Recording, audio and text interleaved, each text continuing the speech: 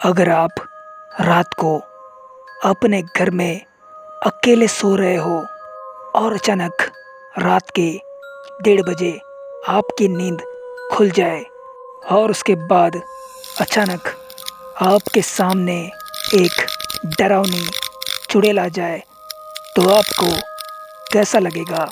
कुछ ऐसा ही एक्सपीरियंस मेरे साथ हो चुका है। चलिए बिना देर किए कहानी को शुरू करते हैं।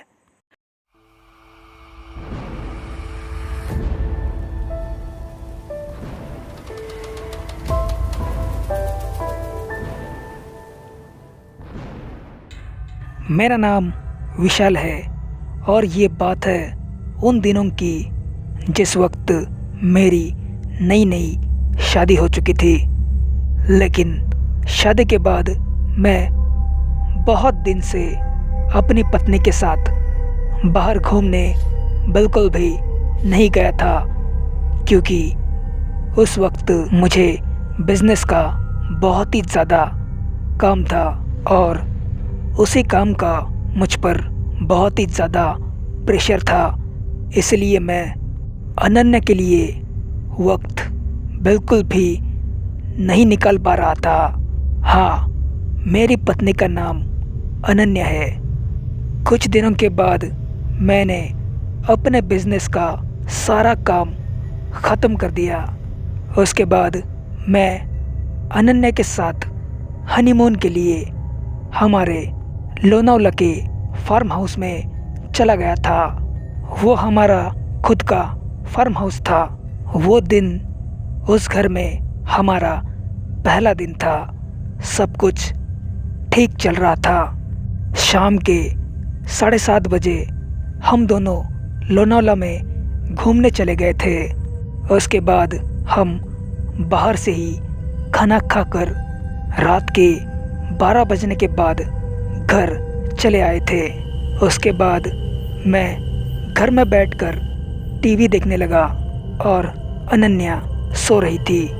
अभी थोड़ी ही देर हो चुकी थी, लेकिन तभी अचानक बेडरूम से अनन्या की एक जोरदार चीख मुझे सुनाई दी। वो सुनकर मैं बहुत ही ज़्यादा हैरान हो गया और दौड़ के बेडरूम में चला गया। अंदर जाकर देखा तो अनन्या बहुत ही ज़्यादा डरी हुई थी। उसे मैंने पूछा, तब उसने मुझे बताया कि खिड़की के बाहर एक भयानक चुड़ैल खड़ी है। उसकी ये बात सुनकर मैंने खिड़की के बाहर देखा तो कोई भी नहीं था।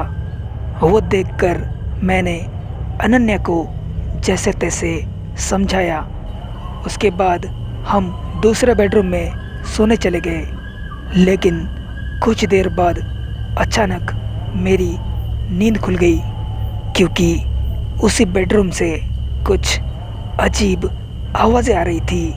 मुझे लगा कि कोई चूहा बिल्ली हो सकता है, इसलिए मैं उस बेडरूम में चला गया और मैंने वहाँ पर जो देखा वो देखकर मैं बहुत ही ज़्यादा दंग रह गया, क्योंकि खिड़की के बाहर एक लड़की अपना चेहरा दूसरी तरफ करके खड़ी थी।